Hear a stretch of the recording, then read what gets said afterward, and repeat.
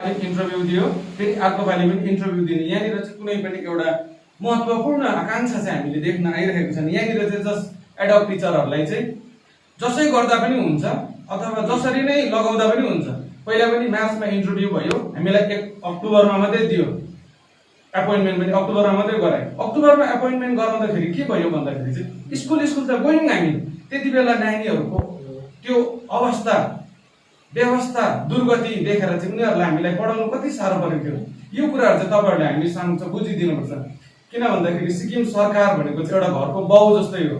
बाउले त आफ्नो घर परिवार चलाउनु एकदम कठिन परिरहेको हुन्छ।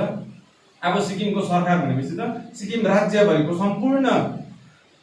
सम्पूर्ण जनसमुदायलाई हेर्नु हुने बाउ हुनुहुन्छ।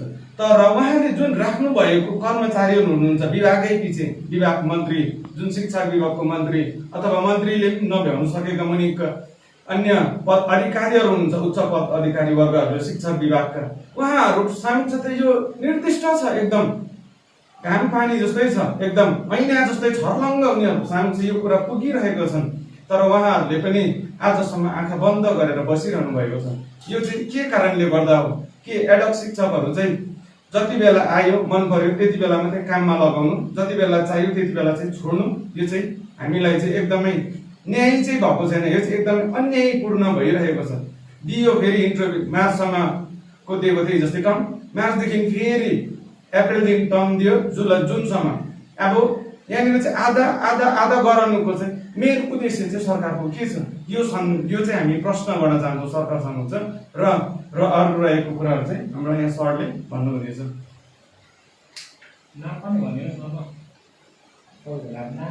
मेरो नाम साङ्गे दोर्जी तामाङ।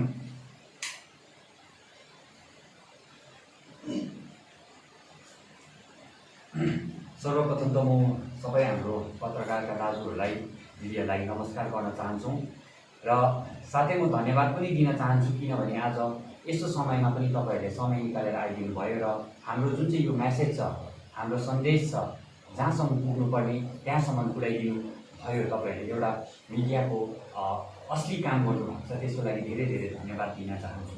र जस्तै यहाँ सरले भन्नुभयो हामीले 2020मा इन्टरभ्यू गरिसकेका छौँ। यहाँ सरले मार्च भन्नुभयो, त्यो चाहिँ अलिकति मिस्टेक भयो, त्यो चाहिँ फेब्रुअरीमा गरेको हामीले, र फेब्रुअरी 24मा हामीले इन्टरभ्यू गरेको र त्यसको रिजल्ट चाहिँ, त्यसको परिणाम चाहिँ हामीले अक्टोबरमा मात्रै पायौँ। र अक्टोबरदेखि हामीले 2020 फेब्रुअरी 2020लाई इन्टरभ्यू, वक इन इन्टरभ्यू, त्यहाँदेखि हामीले अर्डर चाहिँ तपाईँको मार्चसम्म पाएको, 6 महिनाको लागि। सोच्नुहोस् है, एउटा इन्टरभ्यू गरेर अर्डर चाहिँ खालि 6 महिनाको मात्रै, 6 महिनाको इन्टरभ्यू पायौँ र त्यसको एक्सटेन्सन पायौँ र 6 महिनाको बादमा फेरि 3 महिनाको गर्दाखेरि टोटल 9 मन्थ्स भयो। 9 मन्थ्सको बादमा हामीले फेरि यहाँनिर 80 मिनट्स अफ द मिटिङमा एउटा डिस्कस भएको थियो कि हामीले रिइन्टरभ्यू बस्नुपर्छ भन्ने। रिइन्टरभ्यूको साथमा हामीले 30 जुनदेखि चाहिँ हामीले टर्मिनेसन लेटर दिने कुरा पनि त्यो मिनट्स अफ द मिटिङमा मेन्सन गरिएको थियो। र मेरो चाहिँ प्रश्न यही छ कि सरकारप्रति, हामीले सर्भिसको थ्रु केही गल्ती गरेको छौँ कि जसमा चाहिँ हामीले टर्मिनेसन लेटर थमाउने कुरा गरिएको थियो। र नभन्दा पनि तपाईँको जुलाई 1 तारिक नोटिस निस्क्यो, त्यो नोटिसमा के मेन्सन थियो भन्दाखेरि चाहिँ इन्टरभ्यू जसले हाम्रो टर्म सकिन्छ, मतलब जसले इन्टरभ्यू गरेर पास भएर आएको छ र जसको टर्म जुन 30मा सकिन्छ, उसले फेरि पनि इन्टरभ्यू बस्नुपर्ने कुरा। अनि म चाहिँ कुरा बुझ्दिनँ कि यहाँनिर चाहिँ इन्टरभ्यू घरिघरि त्यही पोस्टको लागि सेम जब, न त स्यालेरीमा इन्क्रिज छ, कसरी चाहिँ उहाँहरूले रिइन्टरभ्यू गराउन सक्नुहुन्छ। र यही विषयवस्तुलाई लिएर हाम्रो यहाँनिर एसोसिएसन छ, एडअप एसोसिएसन, त्यसको नाम छ हाम्रो all Sikkim ad hoc and temporary employee association. यो एसोसिएसनको बारेमा प्रायः सबैलाई थाहा नै छ र हामीले हाम्रो एक्जिक्युटिभसँग पनि हामीले कुराकानी गर्न चाह्यौँ, उहाँहरूको पनि मद्दत माग्यौँ। तर उहाँहरूको क्लियर कट मेसेज के थियो भन्दाखेरि चाहिँ हामी यसमा केही पनि गर्न सक्दैनौँ। उहाँहरूले खालि एउटा लेटर चाहिँ माथि एसिएस सरकोमा बुझाइदिनु भयो कि रिइन्टरभ्यू नदिया जाओस् भनेर, र उहाँको त्यहाँबाट उता योगदान केही पनि थिएन। र त्यसैले गर्दाखेरि आज यो प्रेस मिडियाको मार्फत म 2020 जो चाहिँ 2022सम्म अर्डर छ एडोकै टिचर्सहरू, उहाँहरूलाई पनि म एउटा सन्देश दिन चाहन्छु कि आज हामीलाई खाने भालुले भोलि उहाँहरूलाई पनि खान्छ है। र उहाँहरूलाई क्लियर कट मेसेज छ, हामीले आजदेखि all ad hoc teachers, all ad hoc and temporary employee association चाहिँ हामी आजदेखि बोयकट गर्छौँ र नयाँ एसोसिएसन घोषणा गर्न चाहन्छौँ आजको यो पत्र सम्मेलनको मार्फत चाहिँ।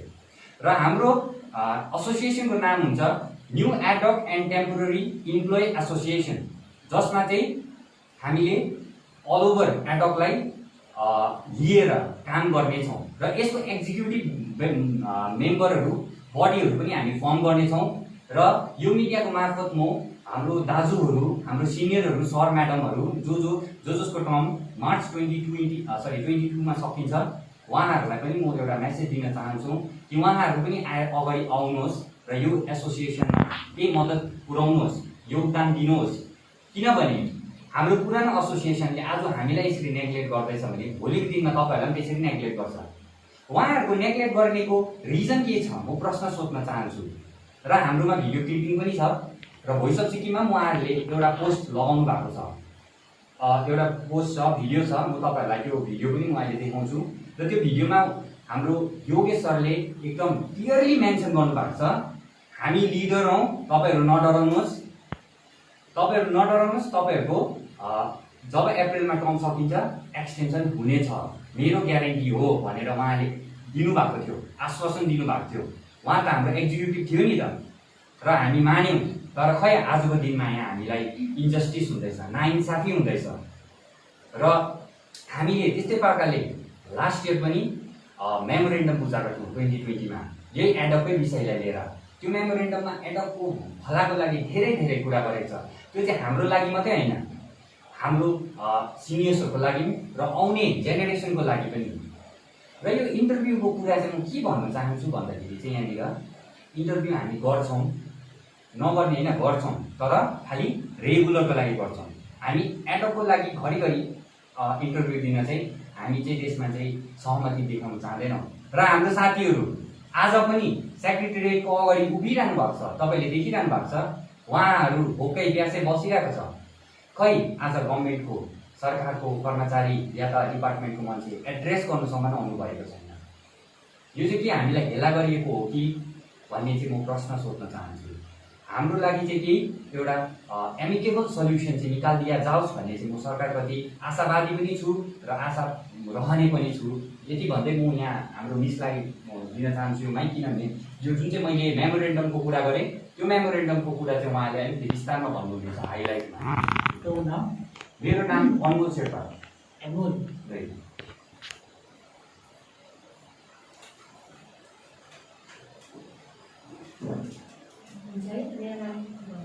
मेरो नाम योजना राई है। र म मेमोरेन्डममा जानुभन्दा अगाडि चाहिँ म एउटा सानो कुरा भन्न चाहन्छु है। अस्तिको दिनमा हामीले चाहिँ हामी नेसनल प्रेसवाला भेट्न गएको थियौँ र हामीलाई उहाँले हामी 5 जना गएको थियौँ भेट्नु है। र उहाँले चाहिँ हामीलाई के भन्नुभयो भन्दाखेरि चाहिँ हामीलाई इन्टरभ्यू चाहिँ किन गरेको हामीले प्रश्न राखिराखेको थियौँ। किन भन्दाखेरि यहाँनिर चाहिँ इन्टरभ्यू भन्ने कुरा चाहिँ खालि हामी इन्टरभ्यू जस्तै क्लियर गरिसकेको छ, उनीहरूलाई मात्र इन्टरभ्यू राख्ने कुरा भएको छ अलङ विथ न्यू एप्लिकेन्ट्स। त्यही कारणले गर्दाखेरि चाहिँ हामीलाई चाहिँ अन्याय भएको एउटा इन्जस्टिस हामीलाई फिल भएको कारणले गर्दाखेरि हामीले सोध्न जाँदा उहाँले के भन्नुभयो भन्दाखेरि चाहिँ तिमीहरूलाई किन इन्टरभ्यू राखिरहेको छ भन्दाखेरि चाहिँ because you are the first batch भन्नुभयो तिमीलाई है। अनि फर्स्ट ब्याच भन्नुभयो, फर्स्ट ब्याच भएको कारणले गर्दाखेरि इन्टरभ्यू राखिरहेको छ। तर हाम्रो प्रश्न चाहिँ अझै पनि यही छ कि इफ हामी फर्स्ट ब्याच हो भने त हामी झन् फर्स्ट ब्याच हौँ जसले चाहिँ एडोकको लागि यहाँनिर है इन्टरभ्यू हामीले क्लियर गरेको छौँ। 2019देखि यता हेऱ्यौँ भने है, म आफै 2019मा अपोइन्ट भएको र 2020मा हामीले हाम्रो इन्टरभ्यू दिएको थियौँ र 2020देखि हेऱ्यौँ भने हामी फर्स्ट ब्याच हो इन्टरभ्यू क्लियर गरिसक्ने। तर उहाँले चाहिँ भन्नुभयो हामी फर्स्ट ब्याच भएको कारणले गर्दाखेरि नै हामी इन्टरभ्यू दिइरहेको छ भनेर है। अनि यो कुरामा अझै हामी क्लियर भएको छैनौँ र हामी चाहिँ यही डिमान्ड गर्छौँ कि रि इन्टरभ्यू चाहिँ नगरिदिया जाओस् है। यदि गरिन्छ भने चाहिँ नयाँ आउने एप्लिकेन्ट्सहरू छ, नयाँ आउने क्यान्डिडेट्सहरू हुनुहुन्छ, उहाँलाई लिइदिया जाओस्। किन भन्दाखेरि यो चाहिँ हामीलाई चाहिँ एकदमै अन्याय भएको छ है।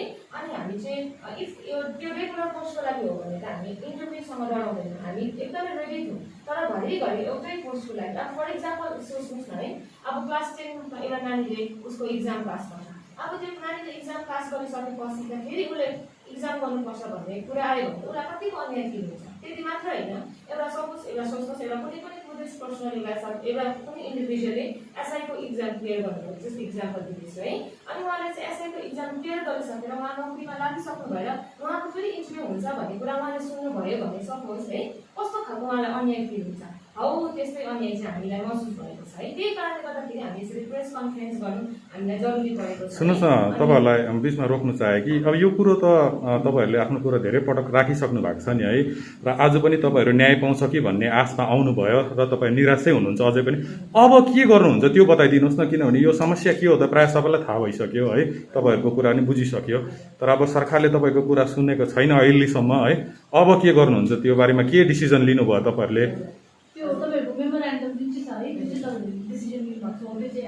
हजुर, मेमोरेन्डम चाहिँ अब हामीले बुझाएको छौँ है। मेमोरेन्डम हामीले लास्ट इयरै हामीले खास बुझाएको, तर यसपालि पनि फेरि हामीले त्यसलाई अलिकति फेरि बुझाउन पायौँ। अनि मेमोरेन्डममा चाहिँ हामीले चाहिँ मेन कुरा के राखेका छौँ भन्दाखेरि चाहिँ त्यहाँनिर चाहिँ हामीले एउटा पर्मानेन्ट पोलिसीलाई डिमान्ड गरेको छौँ, जुन सरकारको छ। जस्तै 8 इयर्सदेखि उता अब रेगुलर हुन लाग्नु भएको छ है, एकदम उहाँहरूलाई त बधाई छ हाम्रोबाट, त्यस्तो प्रब्लम छैन।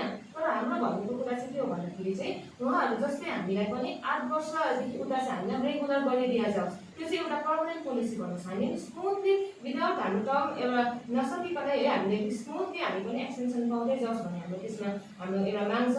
त्यति मात्र नभएर हामीले डल्लै जति पनि हामी एडप्ट टिचर्सहरू छ हामीले हेऱ्यौँ भने रेगुलर टिचर भनेर हामीले कम्ती लिभ पाउँछ मेडिकली। हामी पनि त त्यही मान्छे हो, त्यही मासु रगतले बनिएको हो, तरै पनि हामीले एकदमै मेडिकल लिभहरू पनि हामीले कम्ती पाउँछौँ र त्यसमा पनि हामीले अलिकति डिमान्ड गरेको छौँ। मेडिकल फेसिलिटिजहरू हामीले डिमान्ड गरेको छौँ।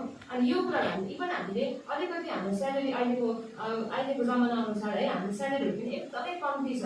त्यो स्यालेरी भन्दाखेरि बेसी त हाम्रोमा हामीले काम गरिरहेको छौँ। कतिजनाले त फुल होल एउटा है डल्लै दिनभरिको क्लासहरू पनि लिइरहनु भएको छ र हामीले आफ्नो स्यालेरीमा पनि अलिकति इन्क्रिजमेन्ट हामीले त्यो मागेको छौँ। अनि मैले जुन सोध्नु हुँदै थिएँ हाम्रो अर्को स्टेप भन्ने कुरा चाहिँ जुन हामीले सरले भन्नुभयो, हामीले अब त्यो कुरामा चाहिँ म तपाईँलाई म आन्सर दिन चाहन्छु। जुन चाहिँ तपाईँले सोध्नुभयो नि प्रश्न वाट नेक्स्ट भन्ने कुरा, अब अहिलेसम्म हामीले यत्रो अप्रोच गरिसक्यौँ। हेर्नुहोस् 23 तारिकदेखि हामीले अप्रोच गरिरहेको छौँ सरकारप्रति होइन।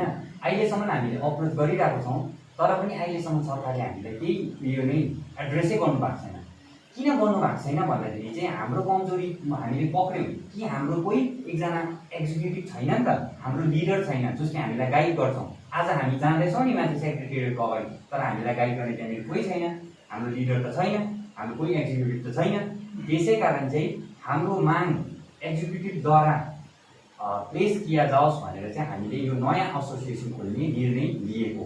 जति पनि हामी एडोप छ, एडोप एसोसिएसन छ, हाम्रो एडोप ग्रुप छ जो चाहिँ इन्टरभ्यू गरिरहेको छ, उहाँको हाम्रो निर्णय चाहिँ यही हो। हाम्रो चाहिँ नयाँ एसोसिएसनद्वारा चाहिँ हामी सरकारप्रति बिन्ती चढाउन चाहन्छौँ र यो एसोसिएसनमा जोडिनुको लागि म बारम्बार भन्दैछु 2022सम्म मार्च जसको एक्सटेन्सन छ उहाँहरू पनि आइदियोस् होइन, हामीलाई सपोर्ट गरिदियोस्।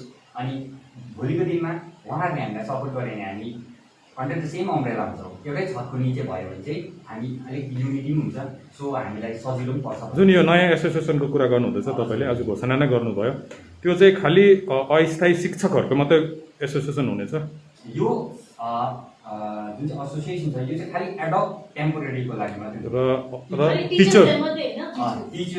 टिचर्स नन टिचिङ पनि इन्क्लुड हुन्छ। अब यहाँनिर मैले अल एडोप अनि टेम्पोरेरी इम्प्लोइ भनेपछि त त्यहाँनिर एजुकेसनल इन्स्टिट्युटको जुन चाहिँ पहिला एसोसिएसन थियो त्यही एसोसिएसन भनेपछि अबदेखिको उता यो तपाईँहरूको डिमान्डलाई चाहिँ एसोसिएसनको थ्रु नै तपाईँले अगाडि बढाउनु हुने? हजुर हजुर हजुर, त्यही चाहन्छौँ हामी। एनिवे एसोसिएसनले चाहिँ अब कहिलेदेखि चाहिँ यसलाई अगाडि बढाउँछ? हामीले घोषणा गऱ्यौँ, भोलिसम्ममा हामीलाई सपोर्ट पायौँ भने हाम्रो सिनियर्सहरूको सपोर्ट पायो नि भोलिसम्ममा हामीले यो घोषणा गर्नेछौँ हाम्रो 5 जना एक्जिक्युटिभ्सहरू।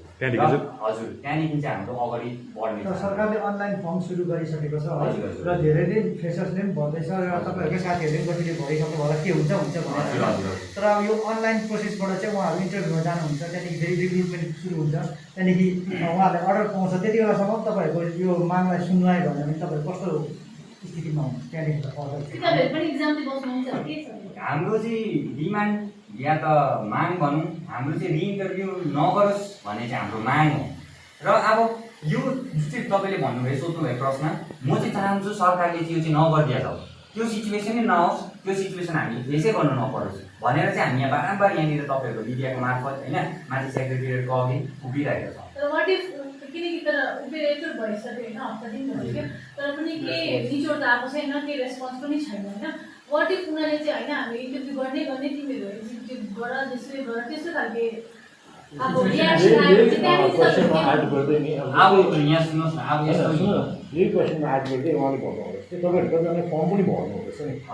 सो तपाईँहरूलाई लाग्दैन कि तपाईँहरूको सङ्घर्षमा त्यसले अलिकति त्यो विक बनाउँदैछ? तपाईँहरूको जुन चाहिँ डिमान्ड छ त्यसलाई तपाईँहरूले आफ्नै फर्म भर्दाखेरि त्यो अझै विक भएर जान्छ। बिकज त्यहाँदेखि गभर्मेन्टलाई के लाग्छ भने यिनीहरू मान्ने रहेछ भन्ने खालको आउँछ नि।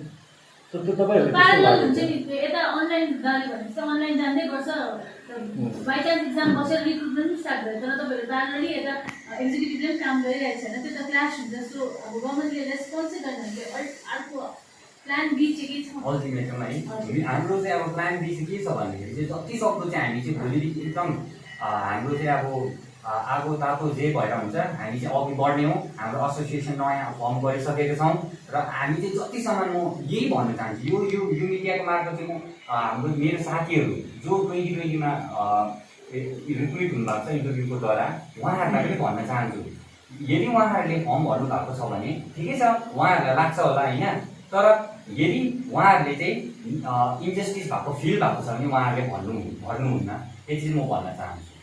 तपाईँ सक्दो रिइन्टरभ्यू चाहिँ रोक्ने नै चाहियो।